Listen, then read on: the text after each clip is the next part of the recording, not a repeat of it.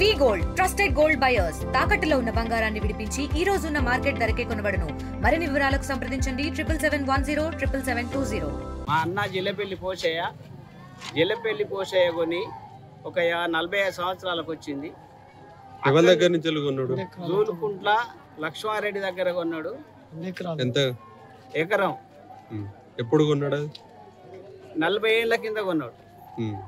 40 ఏళ్ల కింద కొని ఒక చిన్న ప్రోపాటు మాది ఏంటంటే అక్కడ నుండి వాళ్ళు జర అటు ఇటు తిరగడం వల్ల ఆ రసీదు ఉన్నారు. కానీ పాస్బుక్ ఇంటర్ చేద్దామంటారు. వేరే మధ్యలో మళ్ళీ వాళ్ళే కలిసి 1054లో ఆ ఎకరం పాస్బుక్ చేసి వీళ్ళకి ఇచ్చారు. ఆ ఎకరం పాస్బుక్ పోయి మళ్ళా వేరే లోన్స్కో అటో ఇటో పోతే అది చెల్లనేరలే. ఏంది అంటే ఏ సర్వే నెంబర్లో కొన్నారు వీళ్ళు? 1051లో 1051లో కొన్నది. 1054లో సర్వే పాస్బుక్ చేయించారు ఆయననే. అంటే రెవెన్యూ వల్ల పొరపాట ఇది, లేకపోతే వీళ్ళు ఇచ్చిన ఈ అమ్మిన ఆయన పొరపాటే. రెవెన్యూ వాళ్ళు ఇప్పటికి కూడా కార్పొరేషన్ భూమి రెవెన్యూ వాళ్ళు ఇప్పటికి కూడా కొల్చివ్వలేదు. అది రాజశేఖర రెడ్డి పొరపాటు వాళ్ళన్నే. తర్వాత అక్కడి నుంచి ఇక్కడ దాకా వచ్చుకుంటూ 20 ఏళ్ల కింద వీళ్ళు పంచోట్లు వాళ్ళ లబ్ధిదారులు కొలుచుకున్నారు. 8 ఎకరాల 2 గుంటల భూమి అంటే మొత్తం కలిపి ఆ సర్వే నంబర్ 8 ఎకరాల 2 గుంటల భూమి 7గురికి కొలుచుకొని ఎకరం 6 గుంటలు ఆ 7గురు మాత్రమే వచ్చింది. ఈ పోషయ్య అనేట ఆయన ఎకరము అలా లేకుండా అయింది. అక్కడి నుంచి ఇప్పుడు 20 సంవత్సరాల కాంచేలి మేము పోరాడుతూనే ఉన్నాం రాజశేఖర రెడ్డితో. నేనేం చేయాలి? కబ్జాలు ఉన్నాడు కానీ పట్టాల లేడు. కబ్జాలో ఉన్నాడు. అక్కడి నుంచి ఇక్కడ దాకా కబ్జాలనే ఉన్నాడు. పట్టాల మాత్రం లేడు సార్. ఆ నుంచి పట్టాల వేరే సర్వే నంబర్ పడ్డది. పట్టాల వేరే సర్వే నంబర్ కూడా ఆయన చేయించిందే. రాజశేఖర రెడ్డి 1054లో 1051లో ఇడిచిపెట్టి 1054లో మంది భూమి చేయించిండు.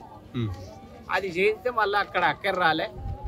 దాని నుంచి ఇక్కడి నుండి దాకా ఈ గొడవలు జరిగినా కూడా మొన్న మా అన్న చచ్చిండు, మా వదిన చచ్చిపోయింది. అదే మనాది పెట్టుకొని మా కొడుకు కూడా ఇవాటి రోజున ఆయన కూడా చచ్చిపోయిండు. ఆ నుంచి మొన్న నెల కింద మార్కెట్లో మాట్లాడదామని ఇక్కడి నుంచో 20 మంది, అక్కడి నుంచో 10 మందో 20 మంది ఆయన తెచ్చుకున్నాడు. ఆడికి పోయినాక ఇక్కడ నుండి పోయిన చిన్న పెద్ద అందరు కలిసి మీ అన్న అనేటోడు ఉండాలి, ఆయన ఉంటే నీ మాట ఎవరు నమ్మరు, మీ అన్న అనేటోడు ఉన్నాకనే దాని మీద మాట్లాడదాం అనే దాని మీద మళ్ళా ఎత్తేసిపోయింది. అక్కడి నుంచి మా కొడుకు ఆరోగ్యం బాగలేక ఇప్పుడు 2 సంవత్సరాల కాల్చేలి వాడు అదే మనది పావులో పెడదామన్న దిక్కు లేకుంటూ ఉన్నది ఇల్లు జాగా పట్ట ఏది ఉన్నా చిన్న పెద్ద కాదు కుదరబెట్టి దాన్ని నిలదీసుకుంటూ అది చేసిండు. ఇవాళ మళ్ళీ ఫోన్ చేస్తే ఏమంటుండంటే మాట్లాడదాం, నేను ఈడికొస్తేనే నన్ను అక్కడనే అట్లా అన్నారు, ఇంటికొస్తే మళ్ళీ ఏదైనా మాట్లాడతారు అని ఈ మాట అన్నారు. ఈ మాట అని వాళ్ళ పెద్దన్నతో మళ్ళీ పెద్దలు ఊర్లో పెద్దలు కలిసి మీ అన్నయ్య ఉండాలంటే ఆయన ఏమంటుండంటే నాకు జ్వరం వచ్చింది, నేను ఇవాళ రాను, రేపొస్తా ఎల్లుండి అంటే మేము ఆ పెద్దల ముంగంటే మేమేమన్నాం అంటే ఆ సరే శవాన్ని ఇక 3 రోజులైనా మేము అట్లే ఉంచుతాము, దీనిది ఏదన్నా మా ఎకరం మాకు వచ్చినాక అప్పుడే దానం చేద్దాం అనేది కూడా ఈ ఊర్లో చిన్న పెద్దలకు చెప్పినామయ్యా. చెప్పినాక వాళ్ళు ఏమన్నారంటే అటు మళ్ళీ ఆ సెలవు తీసుకొని మీరొక్క 4 తీసుకోర్రి, ఆయన ఒక్క 4 పంపిస్తాడట. అంటే మీరు పోయి మీ 4 ఎవరిలో డిసైడ్ చేసుకోండి అన్నమాట ఇక్కడ ఉన్న పెద్దలు చెప్తే మేము వెనుక తిరిగి వచ్చినాక ఆ రాజశేఖర రెడ్డి అనేట ఆయన అదే శిరీషిరెడ్డికి ఫోన్ చేసి నాకు ఇలా వీలు కాదు, ఎల్లుండి మాట్లాడదాం అంటే మేము పోయి మళ్ళీ పిలిస్తే పోయినాం. అయిన దానికయ్యా ఇక మీరు ఎన్ని చెప్పినా మీరే చెప్తారు కదా, మేము మీ మాటకు కూడా మేము 4 తయారు చేసుకొని మీకు పంపిద్దామంటారు. మళ్ళీ ఈ ముచ్చట చెప్పారు కాబట్టి ఇక అక్కర్లేదు, కులాన్ని పిలుచుకొని మేము పోయి వాళ్ళ ఇంటికాడ కట్టేసి రావాలన్నా, బొంద తీసి ఆన్య పాతి పెట్టి రావాలన్నా, లేదా అదే శిల్కల పాతి పెట్టొద్దాం అనే వాగ్దానం మీదనే మేము ఉన్నాం సార్. సంబంధిత పోలీస్ స్టేషన్ ఫిర్యాదు చేసినా మీరు? పోలీస్ స్టేషన్ మేము ఫిర్యాదు చేసినాం, ఎన్నో 5-6 సార్లు చేసినాం. మళ్ళా మేము పోయి మా పిల్లగాడు అనేది పోయి మా ఆ కొడుకు వాళ్ళ బావ పోయి అక్కడ సంవత్సరం కాంచి ఈయన ఉన్న శిలక పక్క పండిన శిలక వాళ్ళది కూడా ఉన్నది 3 ఎకరాలు. అలా దున్నినాక కూడా ఆ కొన్న ఆయన కూడా ఫిర్యాదు చేసినాం. ఏమని, ఇలా మాకు భూమి మా ఎకరం మిస్టేక్ అయింది, ఆయన ఉండవైన ఎకరం మాకు ఇవ్వాలనే మాట ఫిర్యాదు చేస్తే ఆయన అక్కడ ఆగిండు. 2-3 సార్లు దున్నినాం. మా అయితే జొన్నలు ఉలువలు ఇవి వేసినాం. ఆ భూమి కొనుక్కున్న ఆయనే దాన్ని చెడగొట్టాడు. ఆయన నాదెందుకు దున్నామని మళ్ళీ రాజశేఖర రెడ్డి అనేట ఆయన పోలీస్ స్టేషన్లో కేసు పెట్టిండు. అట్లా 3-4 సార్లు పోయినాం. నిన్న తెల్లారంగా జరిగిపోయేటోడే ఆ మళ్ళీ జర మోస అటో ఇటో సాసరాగానే హాస్పిటల్కి తీసుకుపోయాను. పోలీసు వాళ్ళు ఫోన్ చేస్తే మళ్ళీ స్టేషన్కి పోయి చూపెట్టినాక ఎస్ఐ గారు, మీరు ఆయన జర సీరియస్ ఉన్నాడు కదా, పోయి చూసుకొని రాపోయి తర్వాత మాట్లాడదాం అనగానే సాయంత్రం ఈ 8 అటు ఇట్లా అశోక్ అనేట ఆయన జరిగిపోయిండయ్యా, మేము ఇక్కడ కులాన్ని ఫిర్యాదు అయినాం, చిన్న పెద్ద ఫిర్యాదు అయినా వాళ్ళు ఇంతవరకు దాకా మాట్లాడదామన్నారు. మళ్ళీ ఆయన ఉండి అదే సీరియస్ రెడ్డికి ఫోన్ చేసి ఇవాళ కాదు మళ్ళీ రేపు వస్తానంటే మేము డిసైడ్ చేసుకున్నాం ఏంటంటే, బిడ్డ ఎంత ఉందా మనకు, మనం కూడా మేము 4 తయారు చేసుకొని మీకు పంపిద్దామంటారు. మళ్ళీ ఈ ముచ్చట చెప్పారు కాబట్టి ఇక అక్కర్లేదు, కులాన్ని పిలుచుకొని మేము పోయి వాళ్ళ ఇంటికాడ కట్టేసి రావాలన్నా, బొంద తీసి ఆన్య పాతి పెట్టి రావాలన్నా, లేదా అదే శిల్కల పాతి పెట్టొద్దాం అనే వాగ్దానం మీదనే మేము ఉన్నాం సార్. సంబంధిత పోలీస్ స్టేషన్ ఫిర్యాదు చేసిలా మీరు?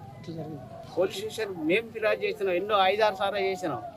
మళ్ళా మేము పోయి మా పిల్లగాడు అనేది పోయి మా ఆ కొడుకు వాళ్ళ బావ పోయి అక్కడ సంవత్సరం కాంచి ఈయన ఉన్న శిలక పక్క పండిన శిలక వాళ్ళది కూడా ఉన్నది 3 ఎకరాలు.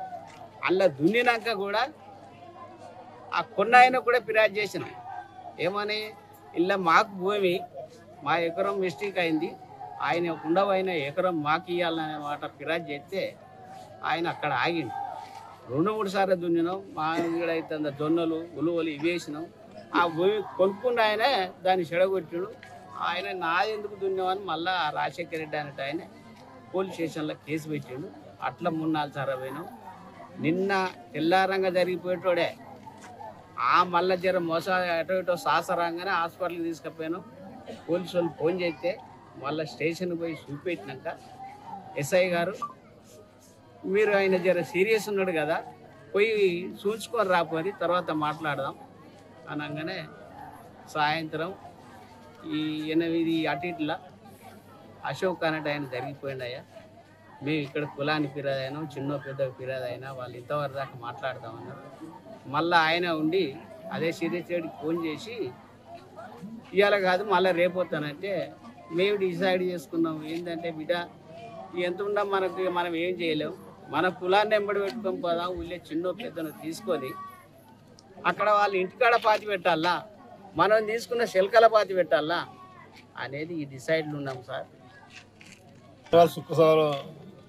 సుఖంలో ఉన్నారు, కొట్టుమిట్టాడతారు.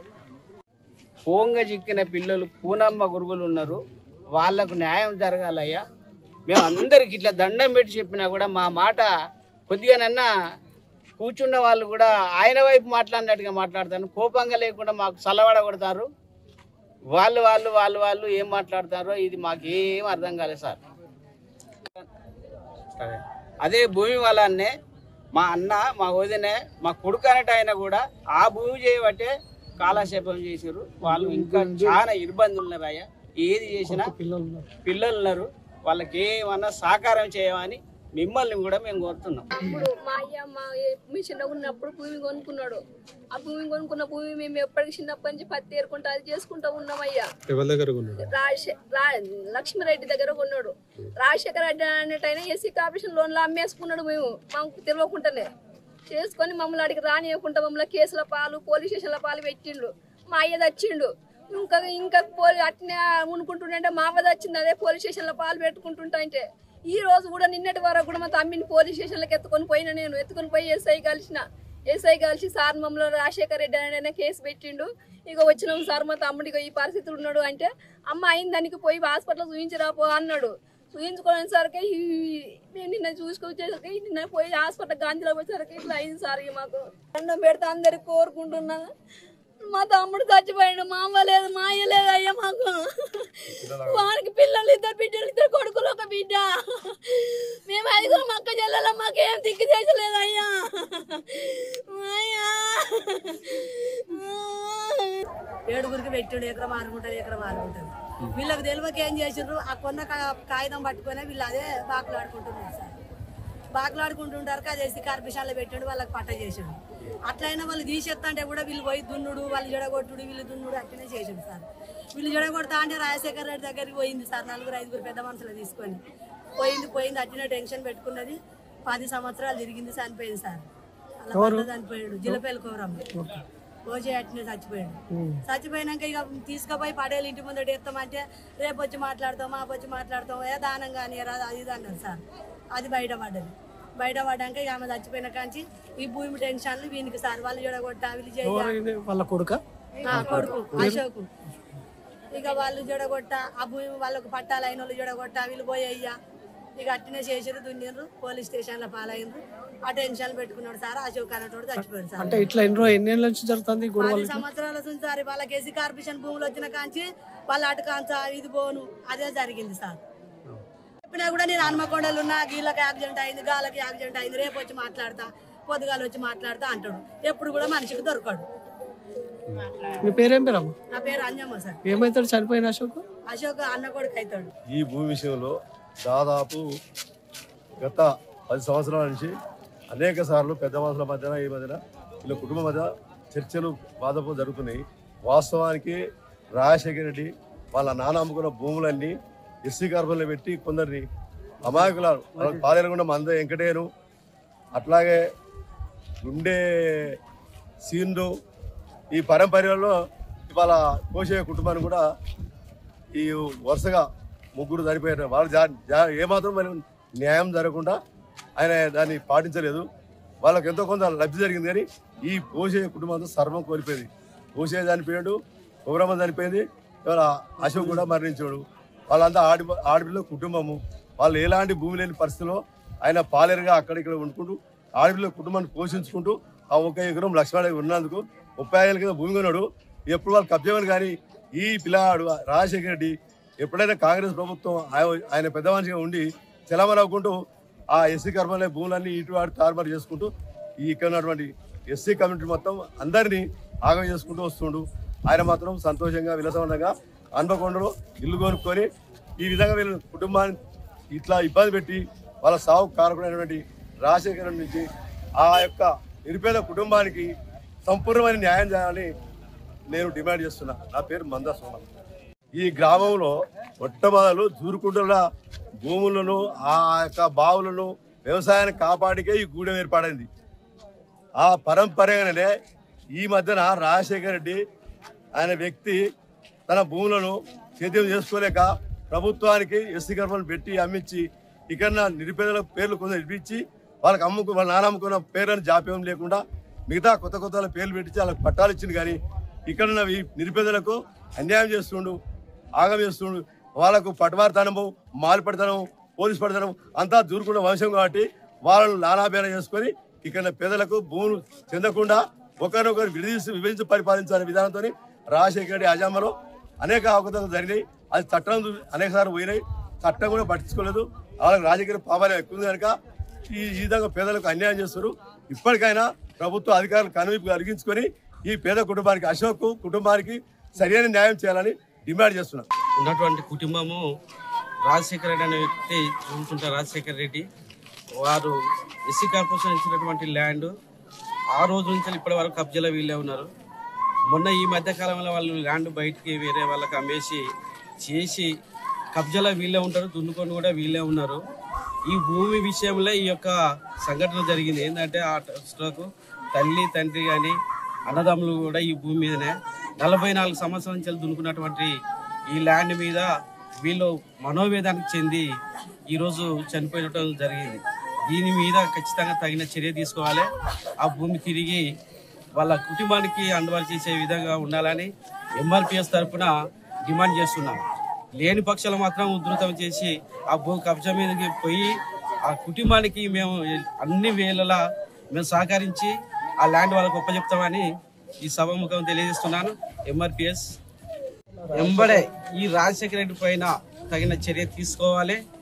లేక అధికారులు కూడా ఎంఆర్ఓ కానీ ఆర్డీఓ కానీ తక్షణమే ఈ యొక్క ల్యాండ్ వారి చేతికి అప్పగించే విధంగా మీరు చర్య తీసుకోవాలని డిమాండ్ చేస్తున్నాం. తెలుగులో ఫాస్టెస్ట్ న్యూస్ ఇప్పుడు కొత్త అవతారంలో 5 సెకండ్లోనే పూర్తి వార్తా సమాచారం మీ చేతిలో. సోషల్ మీడియా ట్రెండ్స్ మీ కళ్ళ ముందుకే live TV and voice search options తో ఇప్పుడే డౌన్లోడ్ చేయండి. యాప్ లింక్ డిస్క్రిప్షన్ లో ఉంది.